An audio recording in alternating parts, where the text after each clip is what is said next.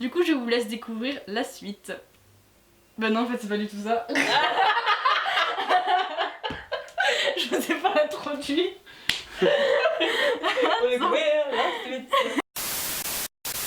Salut YouTube, j'espère que vous allez bien et aujourd'hui on se retrouve pour une nouvelle vidéo pour un thème un petit peu spécial puisque Halloween arrive très bientôt. Du coup je me suis dit que ça pouvait être plutôt sympa de vous mélanger un petit peu des histoires vraies et du cinéma.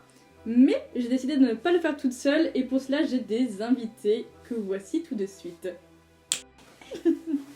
Et voici donc ma sœur Anna ainsi que Mathis. Bonjour. Coup, ce sont les premiers invités de ma chaîne donc j'espère que ça vous plaira. Invité de Marc, Attention, hein, c'est pas n'importe qui. même si elle s'appelle pas Marc.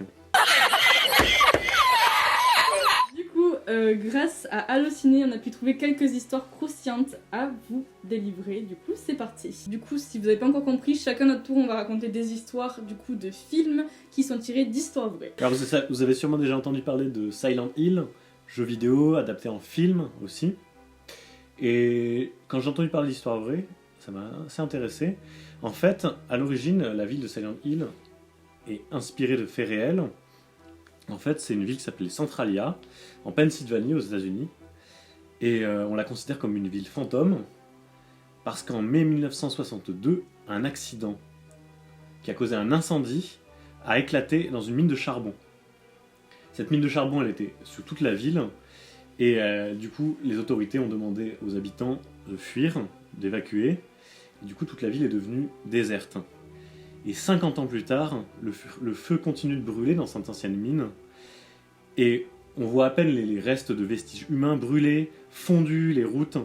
Et dans le jeu, c'est exactement ce genre d'ambiance et d'atmosphère qui ont été reproduits. Notamment, il y a une église, cimetière, il reste les maisons, et tout est encore intact, mais dans une atmosphère un peu apocalyptique. Surtout que du coup, les villes sont complètement condamnées, on ne peut plus y rouler. Comme je disais, les routes sont quasiment impraticables, elles ont été déformées par la chaleur. Et il y a une atmosphère un peu de brume, un peu de fumée. C'est hyper effrayant. Alors moi, je trouverais ça super intéressant d'aller filmer là-bas, mais bon, le film, je ne l'ai malheureusement pas vu. Je suis très nul pour les films d'horreur. J'ai joué au jeu, mais j'aimerais bien voir ce genre d'atmosphère. Mais du coup, dans le jeu, c'est quoi? C'est des fantômes, des morts vivants, des... Ouais, bonne question. Yes. C'est un vieux jeu, c'est sur PlayStation 1, Ouais. je crois. T'es un peu dans un monde parallèle, et t'es dans de la brume, tu vois. Okay. Si tu veux faire ce jeu sur ta chaîne, bon, il est un peu connu quand même. Mais, Ouais, bah de ouf. un peu. Il est hyper connu. D'accord. Et du coup, là, elle est encore en feu, la ville, enfin la mine de charbon. D'après la légende. D'accord. Ouais. Il y en a plein des histoires de feu qui brûlent comme ça, jamais, qui s'arrêtent pas. Des histoires de c'est mines. une ville américaine, ça? Ouais, c'est en Pennsylvanie, Centralia. Rien que le nom Centralia, ça fait peur, je trouve. Du coup, je vais vous raconter une deuxième histoire qui est sur l'homme à la tronçonneuse, qui est souvent repris dans les parcs d'attractions, par exemple, dans les manèges avec le train fantôme, tout ça.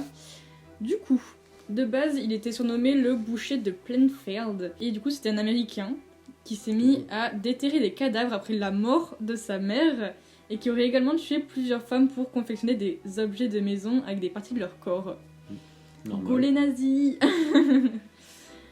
Lors de son arrestation, la police a retrouvé chez lui toute une collection qui comprenait notamment des masques et des abat-jours faits à partir de morceaux de peau humaine. Mais c'est clairement comme les nazis. Ouais, ils s'en C'est inspiraient. horrible.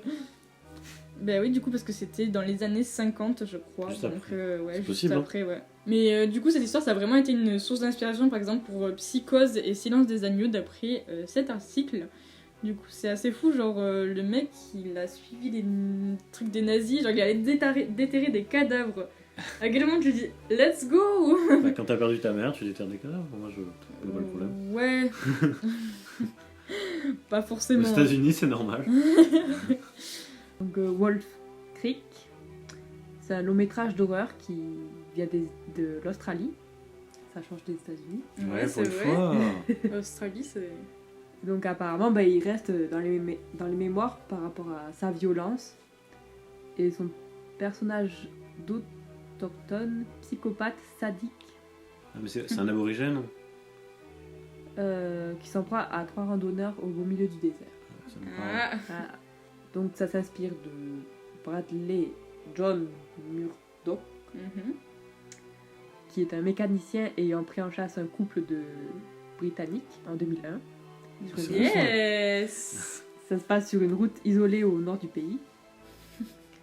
Et ensuite un autre, donc Ivan Milat, qui a été arrêté en 1994 et surnommé depuis le tueur de routards. Yes, c'est génial. Il a assassiné 7 touristes La grosse folle. dont le corps ont été retrouvés enterrés dans la forêt de Belanglo, Yes. en Nouvelle-Galles du Sud. Alors, est-ce que vous avez toujours envie de partir en road trip en Australie après ça? Déjà, quand tu vois les animaux, t'es pas rassuré, Ouais. mais alors Sinon, tu maintenant. penses que les humains, ça craint aussi. Qui court après les autres. Donc, Ivan, il est toujours en vie et il est actuellement en peine comprenant plusieurs perpétuités consécutives et donc il n'est pas prêt de revoir les koalas. Tant mieux. Déjà qu'il n'y en a plus beaucoup des koalas. Laissons les koalas tranquilles. Bon, c'est pas des touristes, donc normalement ça devrait aller pour eux. C'est vrai, c'est des autochtones. À moi de trouver une autre chanson. Attends, Chanson, ouais. Vas-y, De quoi une chanson? vas-y, puis vas-y.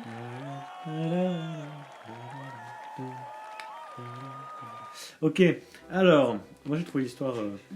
Bon, j'ai pas du tout vu le film, mais je vais quand même raconter l'histoire. Ah ouais. Ah, de ce truc-là. Jeu d'enfant, tu l'as vu? Chucky, j'ai déjà vu, ouais, mais Je sais pas si pas c'est celui-là, Chucky. je crois. J'ai cru que c'était Annabelle. Jeu d'enfant sorti en 1988, qui est basé sur une histoire d'une infirmière qui aurait jeté un sort vaudou sur une poupée qui appartenait à un jeune enfant qui s'appelait Robert Eugène, donc ça déjà c'est pas mal. Robert. Et ensuite, la poupée se serait transformée en quelque chose de menaçant pendant la nuit. Ah. Et du coup, ça a poussé cette idée d'une poupée qui se transforme en tueur en série. Et du coup, voilà, Chucky a directement été inspiré de ce genre de faits réels. Et se dire qu'une poupée vivante, tueuse de personnes, se balade quelque part dans le monde, moi ça me fait un peu froid dans le dos. Et du coup, la poupée, elle est exposée d'après l'article dans un musée. Et les visiteurs disent que parfois, on voit bouger la tête et les yeux. En vrai, ça c'est comme la Joconde, il y en a plein qui voient Ouais, les yeux c'est bouger. Bah en vrai, tu les vois les yeux bouger. Bah, n'importe quoi. C'est Bah, un si. tableau. Mais même, t'as l'impression. Bah, c'est une impression. Oui, c'est une impression. Déjà, tu vois rien parce qu'elle est sous une vitre. Oui. Et s'en tu fout. dois être à 4 mètres de la vitre. Bah, à l'époque, quand j'étais allé, il n'y avait pas encore. Enfin, tu pouvais pas trop te rapprocher, mais tu pouvais quand même te rapprocher assez près. Maintenant, je sais que c'est encore pire qu'avant, mais ouais, je l'ai vu de près.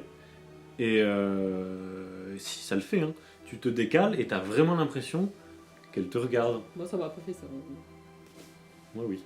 Ouais, mais toi, t'es spécial. Genre.